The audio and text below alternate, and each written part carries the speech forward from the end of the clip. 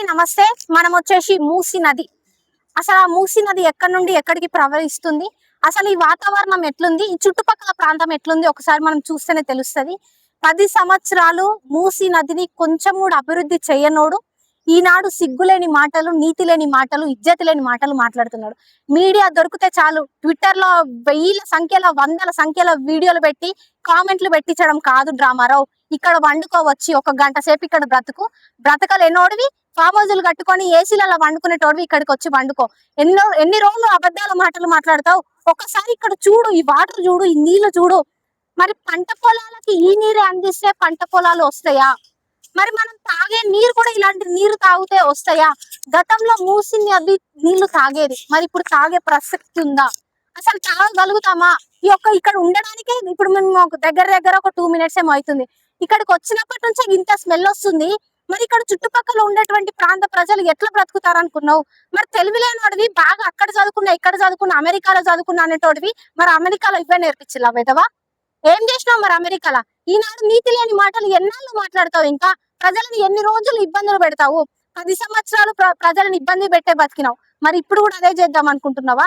నువ్వు ఎన్ని అడ్డంకాలు వేసినా, నువ్వు ఎన్ని కుట్రలు చేసినా, నువ్వు ఎన్ని మీడియా పరంగా ఎన్ని అవాకులు చవాకులు చేసినా కూడా రేవంత్ అన్న అక్కడ ఉంది. ముఖ్యమంత్రి రేవంత్ అన్న ఒక్కొక్క అడుగు తొక్కుకుంటూ ఎక్కుకుంటూ వచ్చిండు.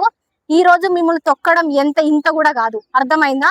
ఇంకొకసారి మాటలు మాట్లాడే ముందు ఒళ్ళు దగ్గర పెట్టుకో. మూసి ప్రక్షాళన రేవంత్ అన్న చేసి చూపిస్తాడు. మీరు ఎన్ని అడ్డంకులు వేసినా, మీరు ఎన్ని కుట్రలు చేసినా కూడా రేవంత్ అన్న మూసి నది డెవలప్మెంట్ చేసి మనకి చూపిస్తాడు.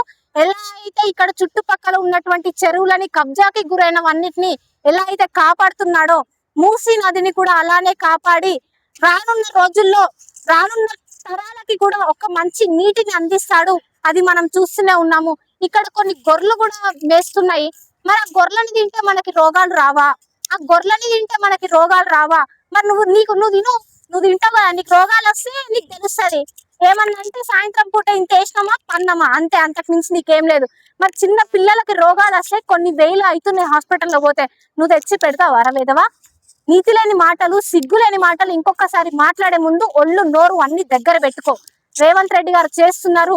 ఎక్కడ రేవంత్ రెడ్డి గారికి మంచి పేరు వస్తుందో, 10 సంవత్సరాలు నేను బొడవకపోతిని, నేను చేయకపోతిని, ఇవే తప్ప మరి నీకు చెయ్యాలనే ఆలోచన, ప్రజలకి మేలు చేయాలనే ఆలోచన ఏనాడు రాకపాయే.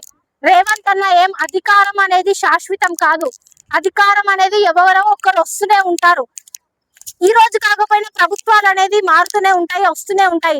కానీ ప్రజలకి ఒక మంచి పని చేసి భవిష్యత్తు తరాలకు ఒక మంచి నగరాన్ని, ఒక మంచి వాతావరణాన్ని ఇయ్యడమే రేవంత్ అన్న ఒక లక్ష్యం. రేవంత్ అన్న తన ఇంట్లోకి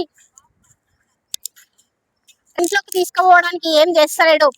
మన హైదరాబాద్ నగరానికి, ఇక్కడ చుట్టుపక్కల ఉన్నటువంటి పంట పొలాలకి, నల్గొండ కానివ్వండి, ఇక్కడ వీళ్ళందరికీ ఒక మంచి నీటిని అందించాలి, మంచి వాతావరణాన్ని అందించాలి, పంట పొలాలు మంచిగా రావాలి అనేసి రేవంత్ అన్న చేస్తున్నాడు తప్ప ఇంకా ఆయన సొంతం కోసం అయితే చెయ్యట్లేదు.